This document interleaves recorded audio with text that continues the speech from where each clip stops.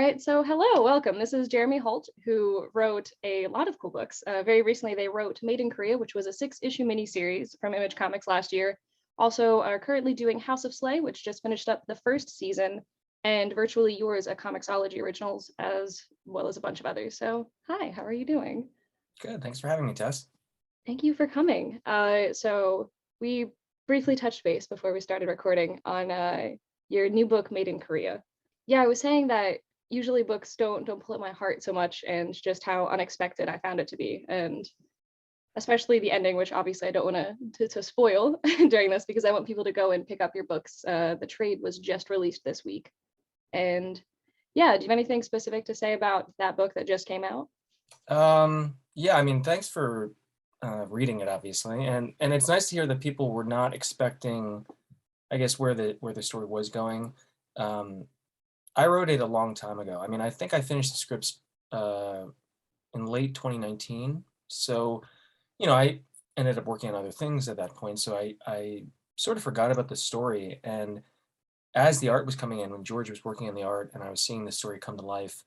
Um, and this is just probably just my process, but once I move on to something else, I kind of forget what I had written. So to see some of these pages, I was like, wow, that's a pretty good scene. It's like, oh yeah, I wrote that. So it's like nice to know that the stuff I was writing, like those cliffhangers, those page turns actually worked, because that's really my main goal. Is I want almost every single page to be a bit of like a cliffhanger, a mini cliffhanger. So like when you're not sure what's going to be on that next page, um, is nice to hear. So when you create a work with an artist, you kind of just hand in your script and they do the art. There's not really like a complete collaboration where like it's like a back and forth. There's definitely a back and forth. Like George and I've spent years talking about this story. So when they would send me their layouts, they'd have a ton of notes. And to be honest, George is the most vocal collaborator I've worked with, where they were pointing out, oh, I think it would be better if we had one less panel, or it would be better if we had two more panels. It's like, oh, if you can make that work, great. And they even came to me and discussed some of the dialogue too, which I've never had a collaborator discuss with me. But there was one line in particular at the end of issue 4, um, that he just his note was like, it doesn't feel very human. Like the dialogue between these two people, real people, uh, just feels kind of stilted, and it feels like lifeless. And I was like, huh. So I read it and I was like, oh my God, yeah, there's like no warmth to this. Yeah. Especially with what the line is supposed to be about, there needs to be some warmth and some empathy. So it was notes like that that really did make this a 100% collaboration. And I contributed to the visuals as much as I can as a writer, and George contributed to the script as much as they could as an artist. That's really cool that you had someone who could be so honest and vocal about the work. And I have to say that like the art really contributed to making it a very cohesive piece. Uh yeah, like reading that book, that makes a lot of sense with how everything worked together. Are there like any artists or the creators that you would really want to work with? I've been wanting to work with Riley Rossmo forever. I've known Riley for Okay. a really, really long time. And in fact, he gave me a lot of good advice starting out, and he didn't even know me from anybody else, but he was just very open with his time. And yeah, he's done several covers for me for projects that I did years ago. But now that he's just, on every DC book, it's kind of Yeah. hard to pin him down. So, that would be nice. Joe Eisma is a good friend of mine as well. I would love to work with him. We've developed multiple pitches that they've gotten so close to getting that green light, and they haven't. And yeah, those are the ones on the top of my head. Yeah, those two. I mean, like, I just like working with my friends mainly. That makes sense, yeah.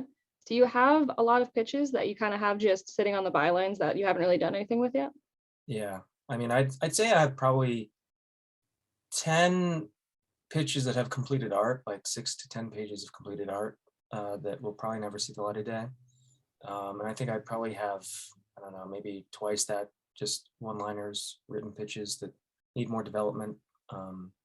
I will come up with a concept, and if it gets me excited, it's like, okay, I'm going to focus my time on this.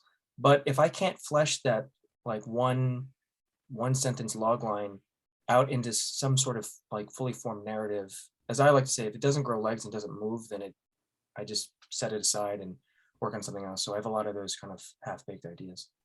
And then when you have those kind of pitches, do you like to have like a specific publisher in mind that you want to pitch specific ideas to, or?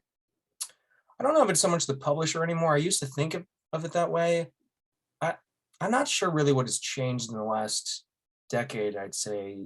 I started writing these in 2008, and publishers then felt very different to me than they do now. I feel like there are less options now, but also these publishers, I think, are getting more broad with what they're looking for. So I think more in terms of what an editor is looking for. And I have enough relationships with editors at these publishers that, I can just directly ask them, like, what are you all looking for right now? And it's like, okay, I can start thinking within those lines. But generally speaking, I only really want to work on something that I'm into. And something that feels personal to me, that I can write authentically. So with that in mind, I feel like that is typically easier to do with like creator-owned indie titles. Would you ever consider doing any kind of Marvel DC work, or are you like pretty focused on just doing indie stuff? Mostly indie stuff. I mean, I did have an opportunity to write a 5-page short for one of the Marvel anthologies last summer. So that was my first. Actually, that was my second work for hire. No, I should say third work for hire, where it was IP that wasn't something I owned. So the first work for hire I ever did was for Dynamite. I did like a 5 or 10-page Goblin story for the Pathfinder series, I saw that, yeah. which was interesting. And then the House of Slay was another big work for hire. And then the Marvel stuff happened around that time. And I'd like to do more Marvel. I think I have made some inroads with Marvel specifically. So I'm open to those opportunities. But generally speaking, I'd like to write them just to say that I did it and to sort of like capture some of the audience there. But then I'd Absolutely. essentially like to be like, come back, check out Yeah, this other stuff I got. that's happened many times to me when I've in one of those like anthology titles, I found a creative team that I really liked where something just kind of spoke out to me. I was like, oh, okay, cool. I'm going to take that and I'm going to go delve into their other works because I liked how they sounded in this 10-page story or something. So it definitely makes a lot of sense. Um, I know you said the publishers weren't too different, but did you have any that you specifically enjoyed working for? My experience with publishers has not been great. Oh, I've had a lot of false starts. And it's hard when you connect with an editor and then the editor leaves, or um, maybe the publisher doesn't really get what you're trying to make. And I think the best experience I would say is working with Image. I mean, I've been wanting to get in with them since I started in 2008, and they've been the most enjoyable to work with. But yeah, it's just, I think it really depends on how involved a publisher can get. Like, I like working with an editor. I like the editorial process. I think editors make stories better. But sometimes I've gotten notes in the development phase where I feel like they're not, I don't know, there's a disconnect. And that can be frustrating, where it's like, I know what I'm going for here, and you have a completely different idea, which is fine. But how to reconcile that is sometimes a struggle. With Image, it's definitely very hands off. Like, there's almost no editorial other than proofing to make sure there's no typos or anything. So you nice. sort of have to be kind of your own script editor, essentially. And then is there a big difference between writing for like those kind of physical publishing companies as opposed to like Comixology where you had a digital comic, or even House of Slay where it was just entirely a webcomic, like a different format? Generally, no. I think House of Slay was this unique example of, I wrote it to be in print form. I structured it to be in print. My co-creator Sue Lee, who drew it, was also thinking of it in print. So the fact that I went to Tapas was sort of a late addition, and it really wasn't, in my opinion, designed to be for Tapas. So I don't think that it is being utilized the best with that vertical scroll. I think if I'd been tasked with writing a comic for the vertical scroll format, I think it would have, I think, worked better as far as how it's being read.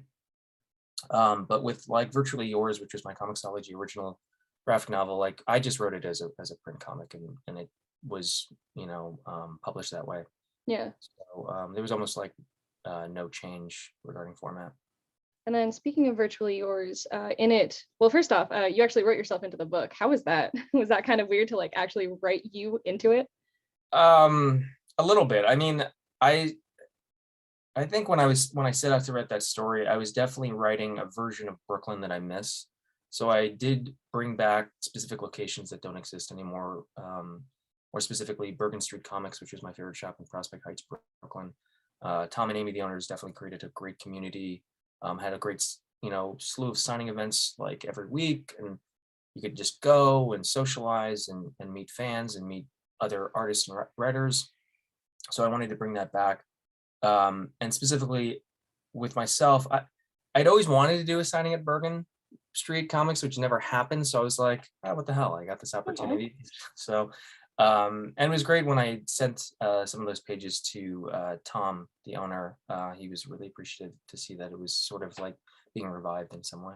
That's so precious. So also in that comic shop, I'm one of those people who likes to like zoom in and look at like the bookshelves and stuff. And so I noticed a few books that were there, like Saga and Paper Girls and stuff.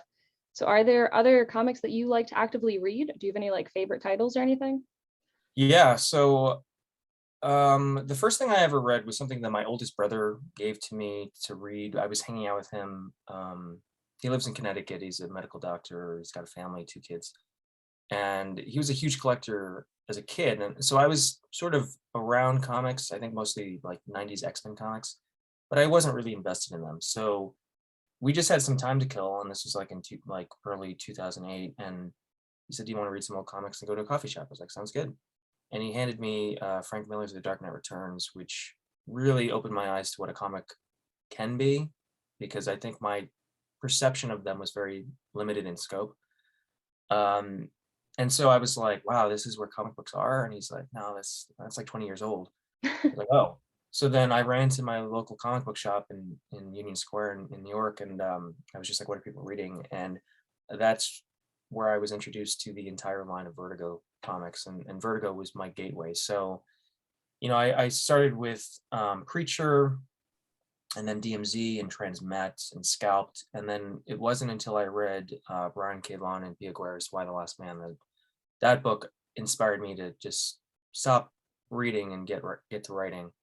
So it's kind of cool that it's sort of come full circle for me, where the cover, I was able to get a pull quote from Brian K. Vaughan, which is kind of amazing. That's awesome. Did you have any other creative endeavors before you started writing comics then, or is it just the passion of finding cool books to read made you want to write them? Yeah, I think it was just the passion of really loving the medium of comics, and deconstructing the ones that I really liked and trying to understand how it all worked.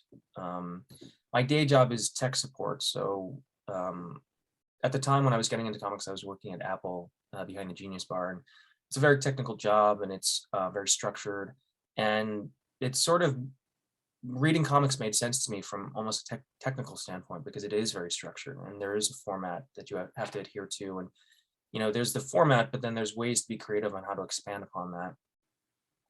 So like figuring that like narrative puzzle and that creative puzzle was almost like reflex for me. So when I decided to write them, it was probably the closest I'm ever going to feel to winning the lottery, because I sort of realized, oh, I know what I want to do with the rest of my life. Like, I've been wondering this my entire adult life, and now I don't have to anymore, because now I know. So I had this kind of stop and go with a creative endeavor. I mean, I went to film school, which I thought was what I was going to do with my life, and it really wasn't for me.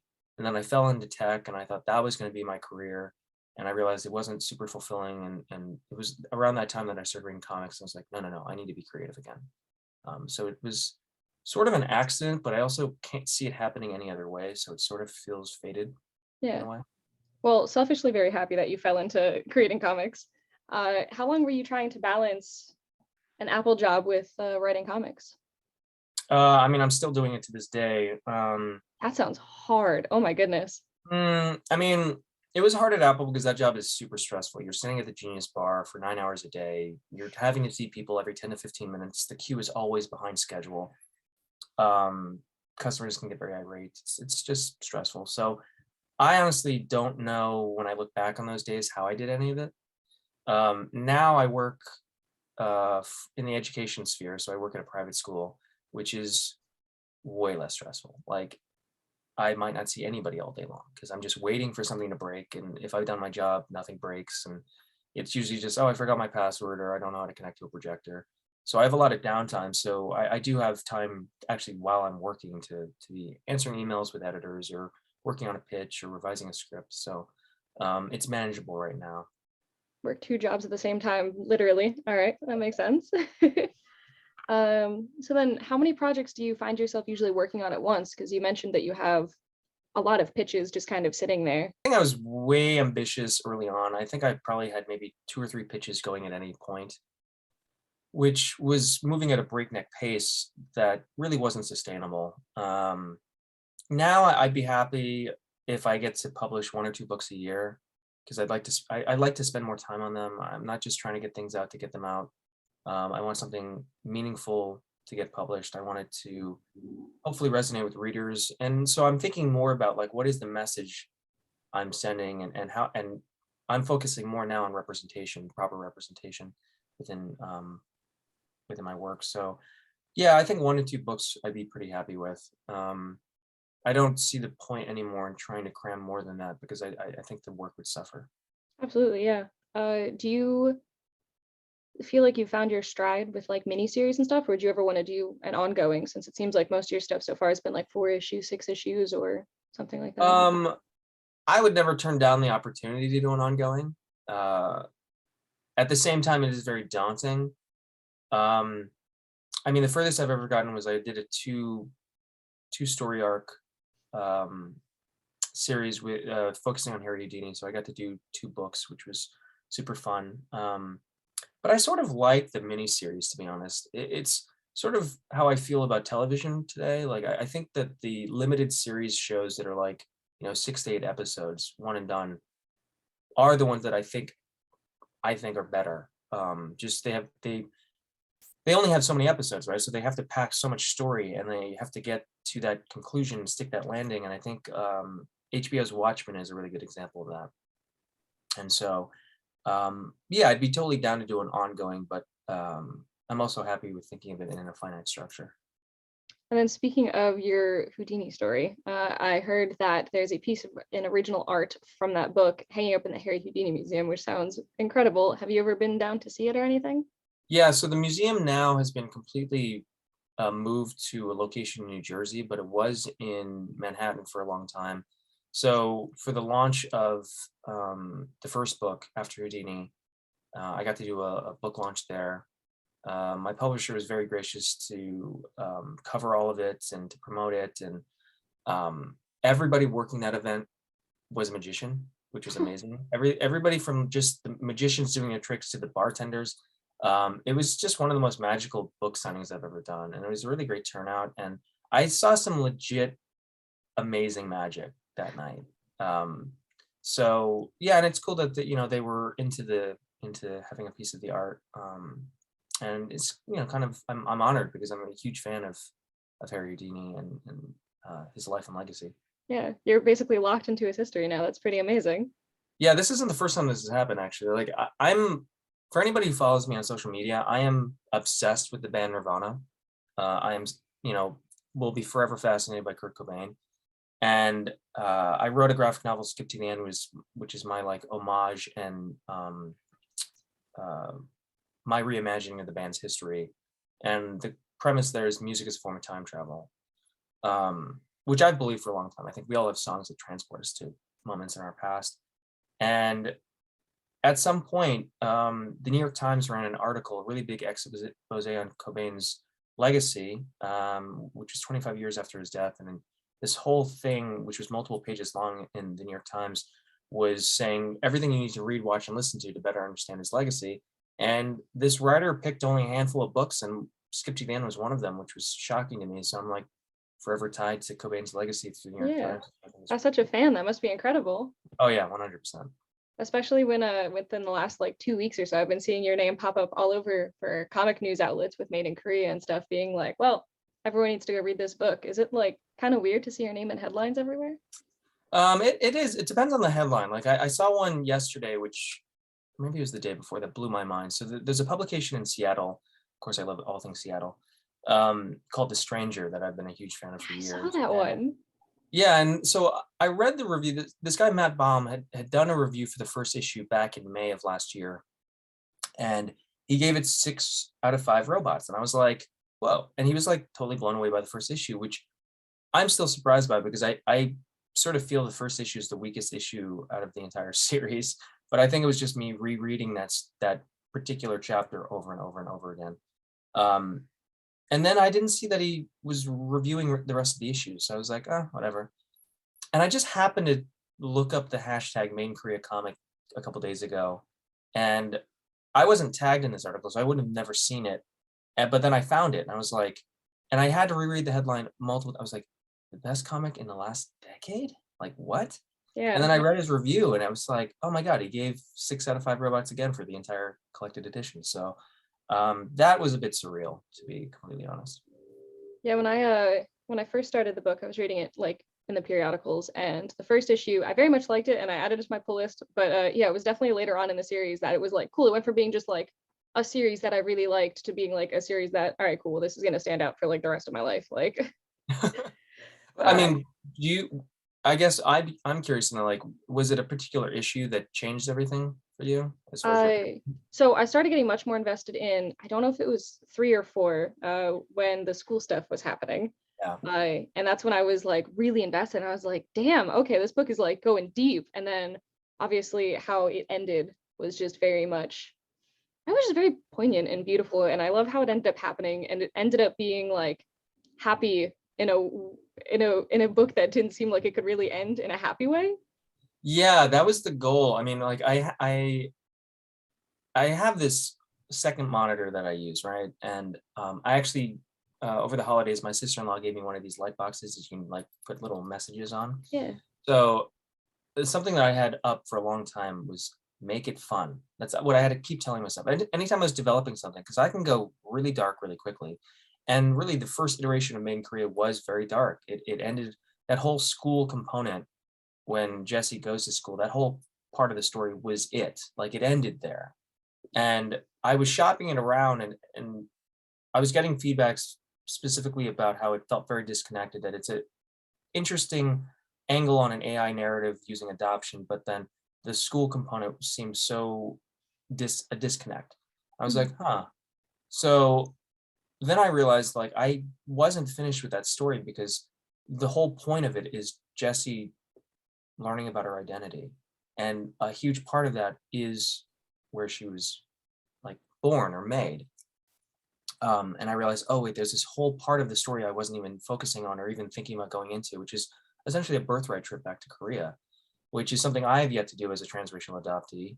But I thought, oh, this is kind of something that I think any adoptee would do. And that's when the story really opened up, and I started figuring out a way to infuse that fun, so a lightness and a hopefulness, because I think most AI narratives end on this downer where it's like the machines take over the world, and it's like this story, if we're going to go that route, I would say that this story is really at the beginning of this decline, sort of like. And I feel like in real life, a hostile takeover takes years or generations to happen, like if we're going to talk about an AI uprising. And I feel like I wanted to make this as grounded as possible, where it's sort of like you don't really see the long-term effects of climate change, but we see little things that are happening now, but it's been happening over a span of several generations. And I feel like this is where I wanted to tell that story, was at the beginning of that decline, but that it doesn't have to be completely hopeless. It definitely seemed to balance both, because there obviously is many dark aspects to the book. Yeah. But it balanced that like fun and hopeful thing with like kind of dark and almost like a sense of dread. And it was the balance that really drew me into it, because I feel like it's easier to make something that is one or the other. Like it's easier to just make a really dark, deep story, but to make it so full of like light and love is much more of a challenge, I feel. Uh yeah, because it starts off almost like a slice of life isn't quite the right thing, but it starts off with just like, all right, cute, here, like we got a little android kid, whatever, and she's just reading all her books. Oh no, what are we gonna do? Like, and it's just really cute, and it goes all over the place. Oh yeah, in the beginning, it very much touched me when she was just reading everything she could get her hands on. Yeah. Just like, I love that, and I feel like that's me a little bit. Oh, that's awesome. Yeah, I mean, I never thought of it from that perspective. Like I saw where the story was going, but I never really thought about how a reader would respond to that first issue, because it does set a very particular tone that I throw out the window almost Mhm. immediately halfway through issue 2. And I didn't really think of it in that respect, but I can see why people were so caught off guard, because it's kind of how I've always written my stories. I like doing a sort of misdirection or sleight of hand trick where it's like, I know what you're focusing on here. I'm gonna make you focus on this, but you don't see what's happening over here. And Oh, eventually you they're gonna. did that so hard to me with Southern Dogs. Oh yeah. Because this one, at least you could kind of tell. Because in the beginning, it starts off with the guy creating her, and then being like, "Oh God." So like that, at Mhm. least you knew wasn't gonna stay cute, happy go lucky. Southern Right. Dogs, I didn't see the KKK coming into the book. Started reading, Yeah. and I was like, oh, so that's what's gonna happen. Yeah, that book is interesting. I mean, there's things about that story I would change. I would even love to update it and rewrite it. But yeah, that was one of those examples of early on. I thought I needed to make a huge impact with the pitch, which is usually no more than 4 to 6 pages of art. So you got to cram and truncate a lot of your story, and really the visual fantastic elements in that batch of pages. And so I went pedal to the metal with that pitch, because I showed a lot in a very small amount of time, and it is very jarring, and it's all like, wait, what's this? Um, but I've really shied away from that in recent years, because I don't like feeling forced to truncate my stories to try to get an editor on board. So fortunately, I link up with artists that are willing to do a full issue as sort of the proposal or pitch, because I want my story structured and paced in a certain way, and I don't want to be forced to change that just to try to get an editor to look at 4 pages, you know. So I think, yeah, if I would have, if I could rewrite it, I think I'd write it differently regarding the pacing. Yeah, I wanted to ask actually if there was a work of yours that was like your least favorite work. Ooh, that's a good question. Nobody's asked me that. I I, would I mean, I want to say, know the best one too. Like if you have one that you think is like your favorite, like your baby. But I think the one that I'm least confident about is a book I co-wrote with my friend Tim Daniel called Skinned. Um, I the reason I feel less confident about that was because it wasn't my idea. Tim came to me with the idea. A lot of it was already fleshed out, so he needed help just getting the scripts done. But I infused, my thoughts about the story and where I thought it could go. And it was an interesting collaboration to collaborate with another writer, which I've never done. Um, but rereading that story, it doesn't really feel like mine entirely. Um, and there's just one glaring thing in the narrative that a friend pointed out to me that I can't unsee now. And I'm like, oh, like, and it's not anything big. Like, it doesn't really necessarily affect the story, but it's sort of a continuity issue, which I'm like, oh, that sucks. So yeah, that's probably my least confident book. But I mean, beyond Made in Korea, honestly, I think my best reviewed book before Made in Korea came out uh, was a one shot that I self published called Pulp, which was just I a read 24 that. page comic. Yeah, and it was the best reviewed thing I'd ever written, especially as a self published thing. I think Chris Peterson and I, my co creator, he rounded up all of the reviews that were coming in on it. And I think we must have gotten it like maybe 20, 25 reviews, and all of them were like 4 or 5 stars. It's like, oh, and really that story was just an exercise to see if I could tell a complete story in 24 pages. And that book, I really did do the sleight of hand misdirection, because I know that people were assuming where the story was going. And then when I flip it on them, I'm like, ah, gotcha. And everybody that has read it, the reviews anyway, said they read it and they immediately went back to the beginning to reread it, because you reread it in a completely different way once you get to the ending. So Yeah, I'm always very impressed when someone can tell a complete story in just basically one issue and just being like, here you go. It's it. Like I'm always very impressed when that goes well. yeah, I mean, it was a good exercise, because it actually, I think, sort of primed me for when I got the opportunity to do a 5 pager for Marvel, because that's essentially the same thing. It's even harder to do. Not only do I have to tell a complete story in 5 pages, but I have to use a character that I know nothing about. So I had to do a ton of research and reading, and I had to maintain some continuity. So I got to use this character Silhouette that was part of the 90s teenage like crime fighting team called the New Warriors. And her whole narrative is super problematic. Her origin story, I should say. And so I wanted to reclaim a lot of that. And she lives in New York City, and what's weird about Silhouette is that she doesn't have a civilian name. So I was like, how does she live her life without like a civilian name going around doing her day to day? Like that would be weird. And as someone who's a person of color and has a disability, um, I thought, wow, what would her dating life be like? Because I feel like people would just focus on those two things, and nobody focuses on that when she's fighting crime. So that real dichotomy I thought was interesting. But what I wanted to write at the end is that she has this sort of run-in with Matt Murdock.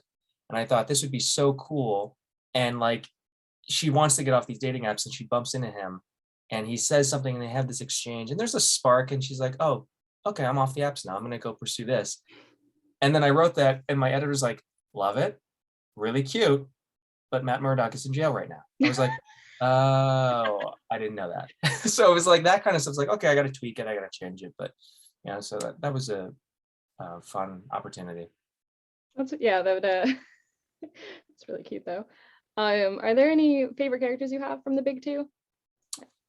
To be honest, no. Like I mean, I've always been drawn to Jubilee because I feel like she was really the only representation I had reading the X-Men. And I really did like her like kid sibling relationship with Wolverine. And I would love to tell a story with the two of them. But really, I mean, I haven't read those books really at all. So I can't really say I have a favorite, but doing these things for Marvel, I'm learning about some characters that I would have never otherwise read about. And I start sort of becoming a fan of some of these characters. So that's cool. Yeah, I do typically read more indie comics because I feel like with indie comics, it's like, all right, cool, start at number one, and then you just read this series. And then with Marvel and DC, it's like, all right, well, pick a series, you might be really confused and have no idea what's going on. Like, Yeah, to be honest, I'm not reading a lot these days. do you have I anything to think, keep up with? No. I mean, I think I started reading a couple image series that I really liked. Righteous Thirst for Vengeance, I really like. I like Remender's work. And then the Me You Love in the Dark, I love that creative team. So that's been super fun. And those are really the only two that I sort of been reading consistently. And even that, I think I've fallen off the last two issues or so. I haven't gone to a shop. So yeah, I think that when you start writing them professionally, you just don't find the time to read them. I find that this happens a lot in most creative fields. Like I have a few friends that are stand-up comics, and they don't really watch comedy anymore, like in any way. Like strangely enough, the comedians that I know love reality shows. Like they used to love a comedy, but now it just feels like work, sort of. So like it's rare for me now to read a comic that hooks me, and the two that I mentioned have done a pretty good job of that. Although I do really want to read my friend Chris Sabella's book, Dirtbag Rapture. I grabbed it and I haven't read it yet, but I just grabbed it like this week, so it's interesting that you mentioned that. Yeah, I mean, I love Chris and I love everything he does, and I just kind of I had that on my radar and I just forgot about it, and then I didn't even know what it was about, but I happen to know Chris's editor, Jasmine Amiri, and she tweeted about it, and I looked into it, and I read the brief blurb about it. I was like, oh my God, this sounds amazing. I'm like, why? But now I'm like, I think they're like 3 or 4 issues in, so I can't find the first 3, so I have to do the whole trade waiting, which sucks.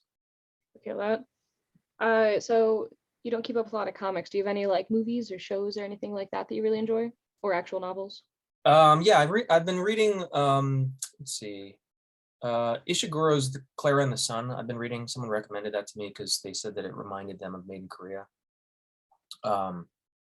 I've been rereading some classics. Like I've been rereading Studying the Great Gatsby for an upcoming project, and I love that novel. And as far as TV shows, I think I've been during the pandemic. I mean, I I caught COVID at the beginning of the year, which was rough. So like I just found myself watching shows that were comfort shows. So like Frasier is a comfort show of Oh, mine. yeah. Um, and honestly, a show that I loved that I forgot about was Modern Family. And I didn't realize at some point the show finished. And so I was like, oh, there's like 5 seasons I haven't seen. And I've been watching it and I'm like, it's such good writing and such good comedic writing. And it's amazing to watch that show because everybody, you watch them grow up. And we've all seen those sitcoms where at some point one of the characters gets changed out. Like the one I think of a lot is in Fresh Prince when Mhm. Vivian's replaced. It's like it was so jarring. I was like, I don't like this. And it's great that Modern Family didn't do that because I think it would have been a detriment to the show. But as far as new shows, like I finished Better Call Saul, which I really liked. Um, and uh, yeah, I'm drawing a blank now. But I think I probably watch more TV than I read at this point. I feel you. Every time someone asks me what shows or movies or anything I like, my mind just forgets everything I've ever watched in my entire life. I know it's so strange. I mean, like the shows that I was okay. So the things that I've been obsessed with in the past year, I'd say is anything Alex Garland puts out. His work was a huge inspiration for me in Korea. So like Ex Machina is I think one of my favorite films of the last like 5 years. Absolutely. His series Devs on Hulu was like it was like Ex Machina, but let's make it into a TV show, and the production value is super high, the script's super tight, the acting's perfect. Um, and then as far as reading, I've been obsessed with Michelle Zauner's memoir "Crying in H Mart," so I've been telling everyone to read that. Uh, and yeah, those are the things that really hooked me. And I haven't seen any movie. I saw Ghostbusters Afterlife, which I really enjoyed. Um, I haven't seen Spider-Man because of lockdown. Like I was in Montreal for the holiday. There was a lockdown, so nothing was open. And I don't know, I didn't feel comfortable going to a movie theater when I got back here. So I still haven't seen it, which I'm surprised I think I've seen a bunch of spoilers at this point, which sucks. But yeah, um there's a bunch of movies I need to catch up on. I feel that. I'm gonna super shift gears here because there's one question I really wanted to ask you, and it was just like, what does your writing process look like? Like, is Hmm. there a specific thing you do when you write? Is there a specific anything you do, and then do you lay everything out like the plot first, then fill it in, or how does it work for you? It usually starts with like a log line. Like if I could pitch something to somebody in an elevator, once I have that sort of crafted, I start trying to write a one-page synopsis. I want to limit to one page, so it forces me to really think broad strokes. Don't get too, mired in the details. And so, um, if I can get the one-page synopsis, then that is really where the creative heavy lifting is, because from that one page, I then break it out into issue outlines, and it's really just 1 to 22 for like 4 issues, 5 issues, 6 issues, however it is. And I start basically deconstructing the synopsis to fit as I basically transcribe over into script form. And once I have the issue outlines figured out, and then it's just scripting. I save dialogue for absolute last, which forces me to really think about each page from a visual standpoint. Um, and for me, if I've done my job correctly, an artist should be able to draw my script without a single line of dialogue. Like they should be able to get a general gist of what's happening. I wasn't very good at that early on, and uh, artists were emailing me like, "So I don't really know what's going on in this panel." And I would get hung up on the dialogue because that really is what slows down my process significantly. So I save it for last. That's sort of the byproduct of doing that is I do forget things I've written. Um, I write them and then I move on. But yeah, once the script is done, by the time I send a script to an artist, it's been edited essentially 3 times, which is good because I don't really like editing and I'm not great at proofing. But the way my process works, it forces me to kind of edit and change and pivot and revise as I'm working. Because whatever I've written in my original outline, my synopsis, will eventually naturally evolve when I get to the script outlines. And then from the script outlines, some of those scenes start to evolve and change. the better you get to know the characters, they start making their own decisions, which changes where the story might be going. So a finished script is sometimes a little different than what the synopsis was. And yeah, that's about it.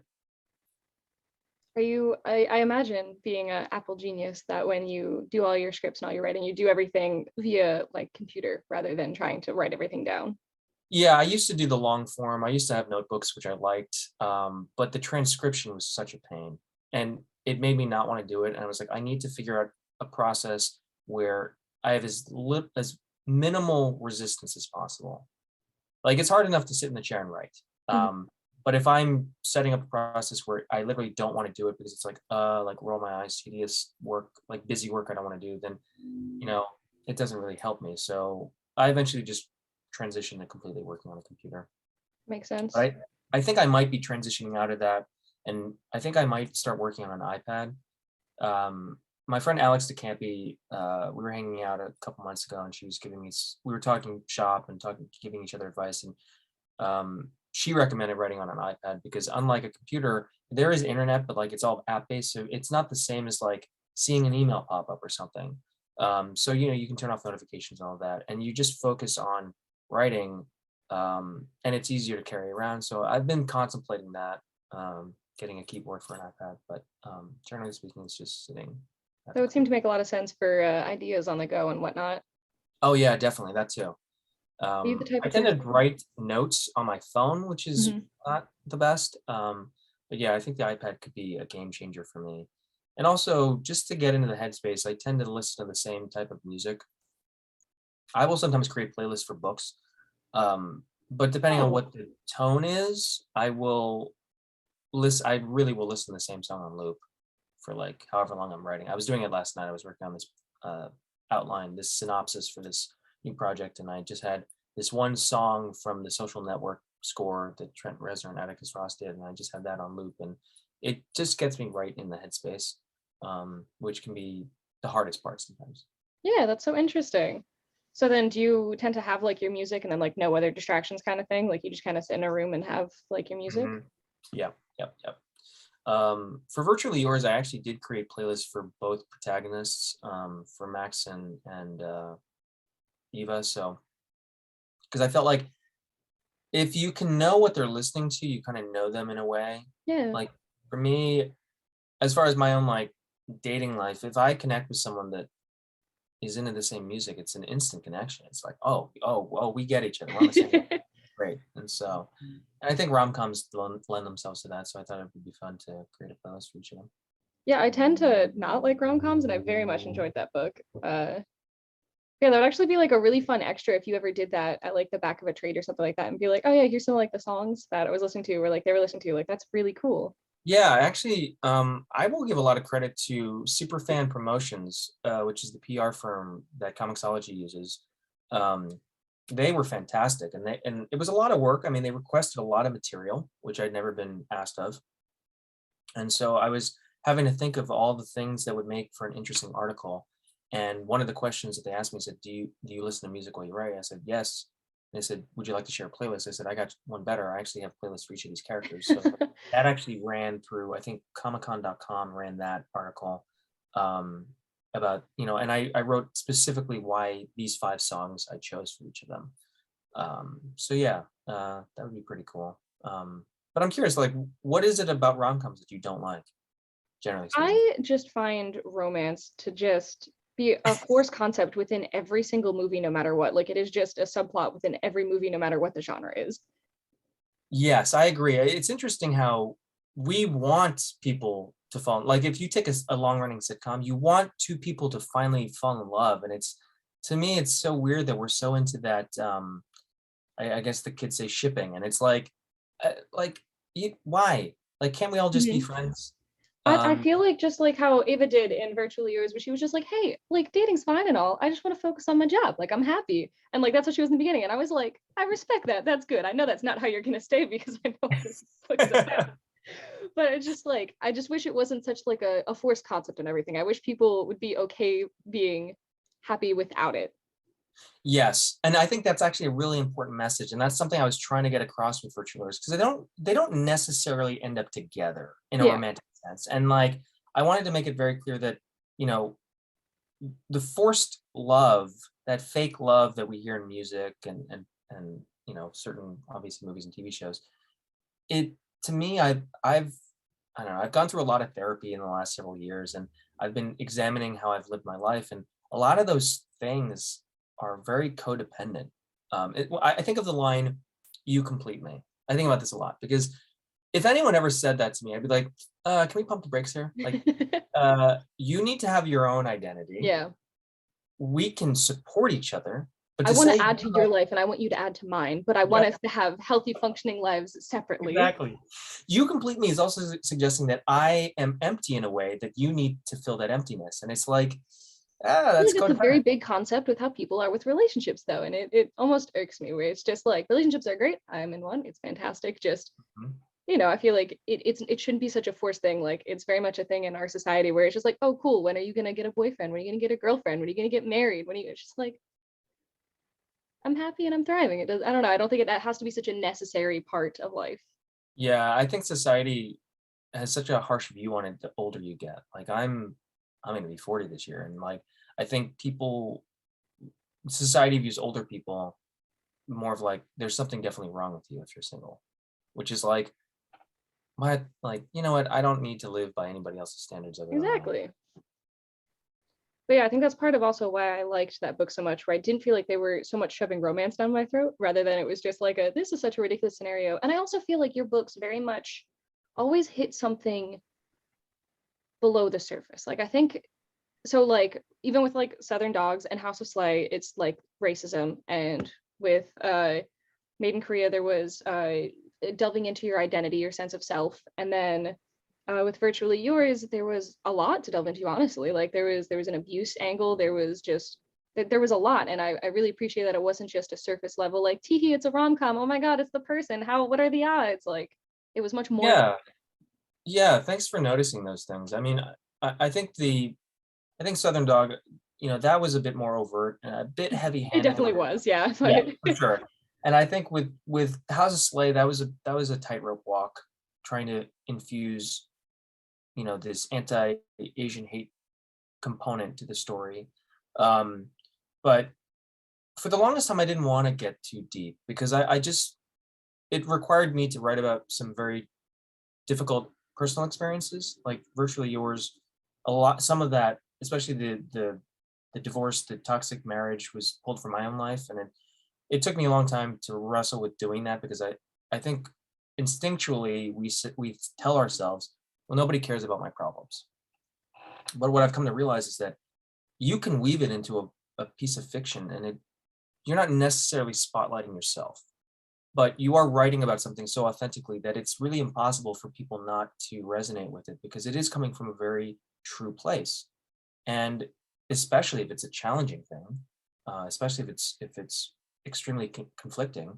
Um, and I was asked this several times, like, why did you decide to write domestic violence into a rom-com? Because it doesn't seem like it should work, but for Virtually Yours, you know, from the feedback I've received, that people say it does work. And I just wanted to write a story about people existing outside of that honeymoon phase bubble because I think rom-coms want to keep you there the entire time. And absolutely. that's nice, and it's an escape, it's great, but it's not reality. And I wanted to focus on the space outside of that, that we spend most of our time in, and what does that space feel like, and what does it feel like to me, and what is the reality of going through these things, and where these people want to go in their lives, and you know what they're learning about themselves or what they're missing about themselves. And so yeah, that was the first instance of me writing something very personal, and because of that feedback, it gave me way more confidence to lean a bit harder when I was writing Made in Korea. Yeah, with Virtually Yours, the fact too that it was someone in a romantic relationship who was male presenting who was the one being a victim of abuse really hit me because it's such a thing that they don't like to show often in media. And in real life, know I know guys who have been a victim of abuse, but they don't feel comfortable saying anything because they don't believe guys can be abused and all that kind of thing. And it's Exactly. just such a big subject, and I felt like it was handled really well. And so I read Made in Korea, and that was what made me like really realize your name and look into you. And then I realized I already downloaded Virtually Yours because I read about it and I was like, this sounds really cool. So I kind of I hadn't read it yet, so I didn't recognize the name. And I was like, oh, okay, Oh. that's neat. So then I read Virtually Yours and I was like, oh damn, okay. And one of the reasons Made in Korea stuck out so much to me is because it felt like it had that personal touch. It felt like it was just more than just words on paper. So yeah, it was those two are definitely the ones that really stick out to me the most. Yeah, that's interesting that you didn't recognize that you already had Virtually Yours, because I don't tend to write the same genre, so I think people don't often think of me when they read a book. Like I've met people at signings or book events where, they're like, "Oh, I really like this," and then, "What else have you written?" And I was like, "Oh," and I say something, and they're like, "Wait, you wrote that?" It's like, "Oh, I didn't even connect the two." And it's like, "Oh, maybe some people don't recognize names, or like the names aren't super important," which is fine. But yeah, because they're so different, I think a lot of people think, well, this AI story is so great, this person probably just writes a bunch of sci-fi. It's like, I've written zero sci-fi. Like that was my first Mhm. stab at trying that. So, and I just like to do that because it's more of a fun challenge as a writer. No, since I run a shop and I like to do a lot of stuff with comics, I try very hard to recognize names. Main Korea was just my gateway drug for you, and I don't keep up with as much Comixology stuff because again, I run a shop, so I do a lot of like physical stuff. But like I have like a tablet to read on when I travel and whatnot. And so Mhm. Comixology, I was just looking through the originals because they were like, hey, there's a sale. So I just like happened to pick up one book and it was just that one. And Oh, so wow. later on, yeah. And so then I was like, oh, okay, I guess I'll go see other stuff you got. And I was like, oh wow. So the one I got for whenever I take my next trip or whatever, it just happened to be that book. So it's just like, wow, the odds of that happening, which is funny considering the book. It was just Sure. so random that was just the book I picked up for like my next plane ride. Yeah, I'm excited for I there's some an exciting announcement about Virtually Yours that will hopefully be coming out in the next week or so. And I'm Ooh. excited about it because I think more people need to know who Elizabeth Bales is. Like her art's just Yeah, amazing. I loved it. That was definitely I mean, it does happen definitely where like, oh, you do get drawn to a book by a cover. And so I was looking at the Comixology stuff. I was like, all right, cool. This cover immediately drew me in because it was better than most of the other covers. Yeah, no, I definitely also the extras they had in the back of the trade, they showed like her art process and it was Hmm. very cool. And it was like, man, I like every stage of this. Like I like the layouts, I like the pencils, I like the color flattening, like every part of this is just pretty great. Yeah, and it was her first full book, and Oh, the amount of detail, like I didn't even notice it when I was reviewing her pages, and it wasn't until I saw the completed PDF that I started reading it closely. And specifically with the signing at Bergen Street Comics, she had actually put original pages of Southern Dog I framed saw in the back. that. I zoomed in and I was like, oh my goodness. I was like, wait a minute, like what? I was like, that's amazing. And yeah, I was just There were blown so away. many little Easter eggs, especially in the comic shop. Like So there was like a many. little Patsy Walker keychain or whatever. Like I was just like zooming in on everything, and it was like, Yeah. And I she mean, threw in a ton of her friends and some mutual friends at that signing. So like if you you know, I know was looking at them and I was like, these look like very specific people. I wonder if they're creators I just can't recognize or whatever. Because oh yeah, obviously I 100%. could recognize you. It said Jeremy Holt. And I was looking at them, I was like, I um feel like I'm missing a reference here. yeah, definitely I don't Okay. recognize all of them, but I'd say there's at least half a dozen people that she drew in. But yeah, I just that book, I mean, she was the only person I wanted to work with on that book, because you need detail, especially for rom-coms, especially if it's set in a specific place like New York City. Hmm. And she did something that I didn't even think about while I was writing it. Like she thought about the seasons, because it goes through about 4 seasons. And I had no notes or thoughts about clothes. And she did all of that. Oh yeah, And I every character specifically is love wearing that. something different. And it's just like, man, that's so that work alone, I can't even imagine how much time she put into it. No, again in the back she had like character sketches and stuff, and then so you could see like little notes on them all. And then for the male, the guy Max, they were just like, all right, cool. So like he's a really fashionable dude. So here's like his work kind of clothes. Here's his casual stuff. Here's like his Yeah. PJs, and it was going through. And it was just they were just like sketches, but it was like, dang, I can't even match outfits that well in my real life. Yeah, and like I did send her a lot of references for the locations. So Mhm. that was what I did. And she actually showed me once a map on Max's walk around the neighborhood, and even Eva's walk around the neighborhood. And she just mapped it, literally mapped out, like, this is how Max would walk to the comic book shop. And I was like, Oh my God, that's amazing. And Google Maps definitely helps with that. So That's awesome. And then speaking of art, do you ever keep any of the art from books that you've worked on? Do you have like any of the art pieces or anything? I do. I have when I finished Southern Dog, I saw Riley at a convention and he just opened us his portfolio and he's like, here you go. And he gave me the cover. Oh, And I was like, what? He's like, yeah, it's yours. I was like, I'm gonna buy this. He said, no, you're not. I was like, okay. So I have that. I have some pages from after Houdini and before Houdini. Um, and then I have just art from other books that I like from friends. Like I have some Trad Moore art and Jason Copeland and Scott Kowalchuk. Um, yeah. Uh, but some of the like George works almost exclusively digitally. So like that's kind of hard. And so I have talked to them. I said, I think you should think about doing half a book traditionally, just so you have pages to sell. yeah, Because I know Joe Eisma does that. He does, I think half the books he works on, he does traditionally. makes sense. Yeah. And then going back to like virtually yours and all the character sketches and stuff, how much do you and the artist work together to decide how a character looks and like character design and all that? Um, it depends on the project. I generally am not super specific about what a character looks like. I will get specific about ethnicity, but that's about it. And if I have any notes about any fashion, I might, jot that down. But usually I just kind of leave it up to the artist. I'm developing a new story right now with a friend of mine, and he's going to be sending me character sketches tomorrow, which is exciting. But we had a lot of conversations about it because we wanted cast of POC characters. We wanted, you know, most of them to be LGBTQ or queer. So, they have to look a very specific way, I think. So that's been fun to discuss that and just throw back and forth ideas. That sounds like a really fun part of the process. Yeah, I think it is. And it's, I mean, I haven't put together a comic in a while now, from the beginning stages. I think it's been maybe like over a year. So I forget that thrill of when you actually see the characters on the page. So that'll be exciting for tomorrow. Yeah. And then you were saying notes about the fashion stuff. Is fashion a big inspiration for you? Especially, I thought of it while I was reading House of Slay and stuff like that. And obviously, I've seen you on Instagram, and you are very stylish. Thanks. So yeah, is that just like a big like expression of art for you, or?